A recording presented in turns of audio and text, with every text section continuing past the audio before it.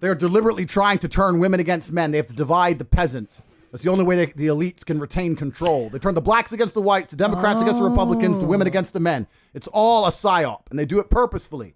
Listen, a revolution is nothing more than men standing in one place and saying this shit has to change. The reason there's no revolution, despite the absolute tyranny we experience here in the Western world, is because most men aren't allowed out the house because their wife will get mad at them. You have to be home at 10 o'clock. Come home. Yeah. You're not allowed out. But what about the kids? Should he be home? Sure, you should be home for your kids. But my point is, you're not going to feel like a king or feel brave enough to go and rebel against the New World Order if you don't even feel in charge of your own house. If you're not a king in your own house, then how are you a king anywhere else, right?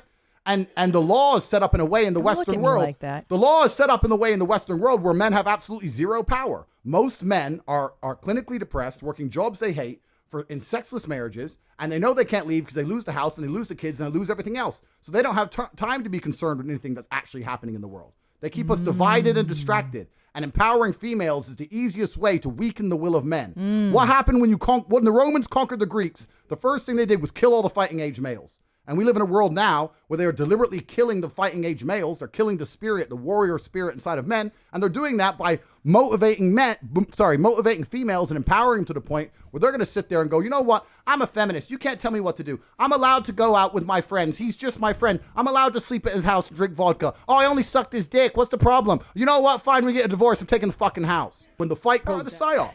They're masculine. In the Western world, they are trying to turn females masculine. It's not an accident. None of this is an accident.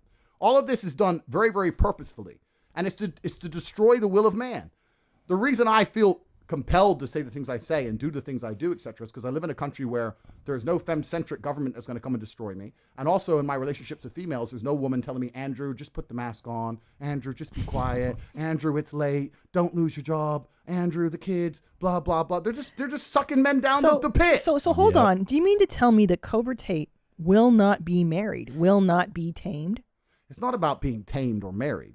I don't believe in marriage in terms of an institution, not because I am against the idea of loving a woman, but I'm so anti-government. I don't want them to have anything to do with me, especially where my dick goes. So fuck them. The fact that the system is absolutely broken, it's designed to oppress, and that the majority of people who stick to the rules are going to lose.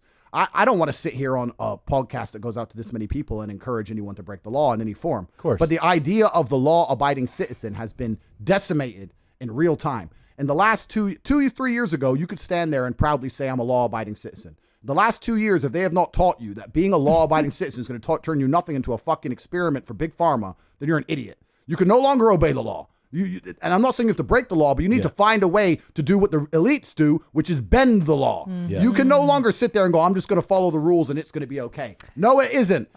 The average man in the world today is just a fucking coward. It's not that he doesn't pay attention. It's not that he doesn't know. It's that if he pretends it isn't there, it's ostrich shit.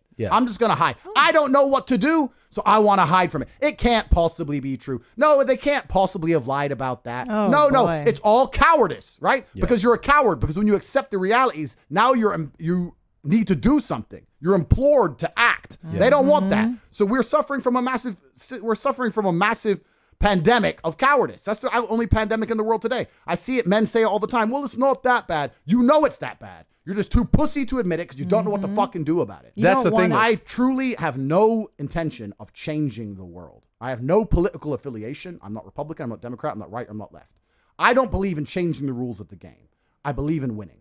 In chess, when you look at the board, you don't sit there and go, I'm losing. I wish a pawn could move that way. That's stupid because that's not the game. Right. What I do believe in saying is, okay, I'm fucked, but what's the best possible move?